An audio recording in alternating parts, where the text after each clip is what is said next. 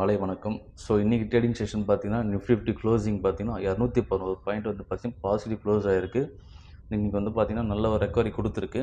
Bank Nifty பார்த்தீங்கன்னா almost ஒரு 762 point பார்த்தீங்கன்னா பாசிட்டிவ் க்ளோசிங் கொடுத்துருக்கு. நிஃப்டி ஆட்டோ மட்டும் இன்றைக்கி ஒரு 1% பார்த்தீங்கன்னா இறங்கியிருக்கு. ஸோ ஒரு 206 பாயிண்ட் பார்த்தீங்கன்னா இறக்கத்தை கொடுத்துருக்கு. இது மட்டும் இல்லாமல் எஃப்எம்ஜிபி கம்பெனி பார்த்தீங்கன்னா இந்த ஃபுட் கம்பெனி எஸ்சிஎல் இதெல்லாம் பார்த்தீங்கன்னா ஆல்மோஸ்ட் ஒரு 416 பாயிண்ட் பார்த்தீங்கன்னா பாசிட்டிவ் க்ளோசிங் கொடுத்துருக்கு. ஸோ ஒரு நல்ல முன்னேற்றம் தான்.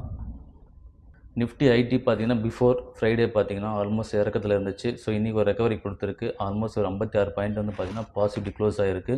அடுத்ததாக பார்த்தீங்கன்னா இன்றைக்கி எஃப்ஐஎஸ் அண்ட் டிஐஎஸ் என்ன பண்ணியிருக்காங்க நம்ம பார்க்கலாம். அவங்க என்ன விற்றுருக்காங்களா, செல் பண்ணியிருக்காங்களா, இல்லை பை பண்ணியிருக்காங்களா நம்ம செக் பண்ணுவோம்.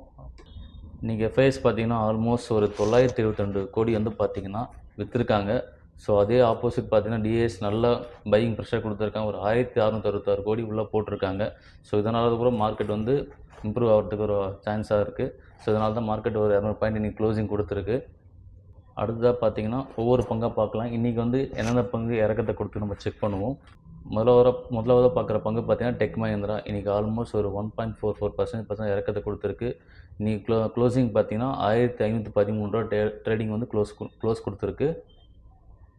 இன்ஃபோ ஹெட்ஜ் ஆல்மோஸ்ட் இதுவும் பார்த்தீங்கன்னா ஒரு 1.5% இறக்கத்தை கொடுத்துருக்கு. இன்றைக்கி க்ளோசிங் பார்த்தீங்கன்னா ஒரு 1126 ரூபா வந்து பார்த்தீங்கன்னா க்ளோசிங் கொடுத்துருக்கு. அடுத்த பங்கு பார்த்தீங்கன்னா டிவிஎஸ் மோட்டார் கம்பெனி. இன்றைக்கி டிவிஎஸ் மோட்டாரும் ஆல்மோஸ்ட் இறக்கத்தை தான் கொடுத்துருக்கு. ஆல்மோஸ்ட் ஒரு 1.67% இறக்கத்தை கொடுத்துருக்கு. க்ளோசிங் பார்த்தீங்கன்னா ஒரு 3800 ரூபா ட்ரேட் ஆகிட்டுருக்கு. ஸோ இதுவும் பார்த்தீங்கன்னா வாட்ச் பண்ணிகிட்டே இருங்க. ஒரு நல்ல டிப் வரும்போது நம்மளுக்கு ஒரு ஆப்பர்ச்சுனிட்டி க்ரியேட் ஆகும். ஸோ அப்போ நம்ம உள்ளே போகிறது நல்ல விஷயமா இருக்கும். லாங் டேர்முக்கு ஒரு நல்ல கம்பெனி. அடுத்த பங்குன்னு பார்த்தீங்கன்னா டொரண்டோ ஃபார்மா. இந்த ஃபார்மா பங்கு இன்றைக்கி பார்த்தீங்கன்னா ஆல்மோஸ்ட் இன்றைக்கி கெயின் ஆன பங்குகளும் உங்களுக்கு அப்டேட் பண்ணுறேன்.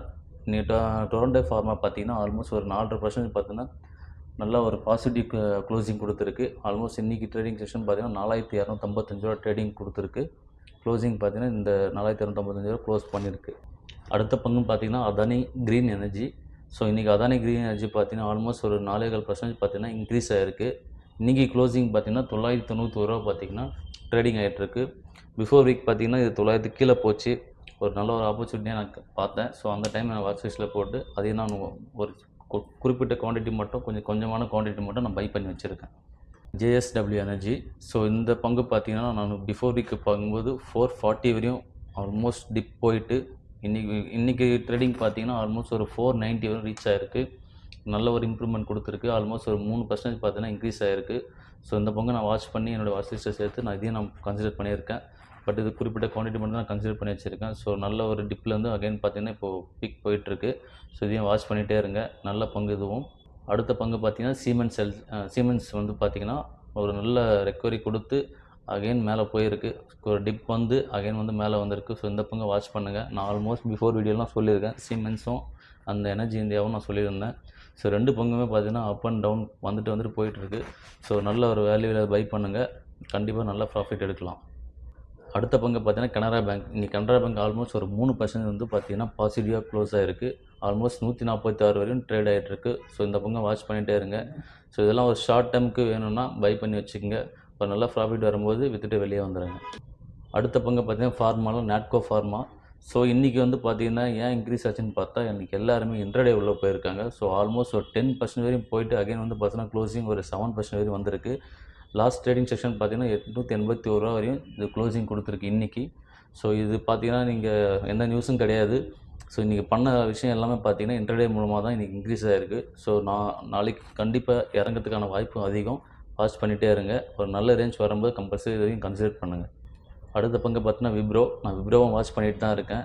ஸோ இன்றைக்கி பார்த்தீங்கன்னா ட்ரேடிங் செஷன் க்ளோசிங் பார்த்தீங்கன்னா 213 ரூபா ட்ரேட் ஆகிட்டுருக்கு.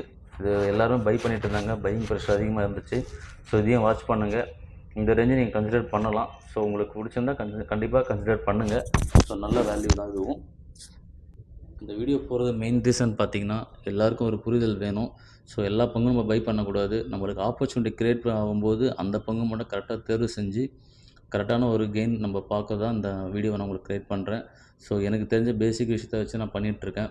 ஏதாவது உங்களுக்கு குறைநிறைகள் இருந்தாலும் எனக்கு கமெண்ட் பண்ணுங்கள். உங்களோட ஆதரவுக்கு ரொம்ப நன்றி. ஸோ ஏதாவது ஒரு விஷயம் உங்களுக்கு ஷேர் பண்ண நினச்சின்னா கமெண்ட் பண்ணுங்கள். இந்த வீடியோ பிடிச்சினா லைக் பண்ணுங்கள். நன்றி.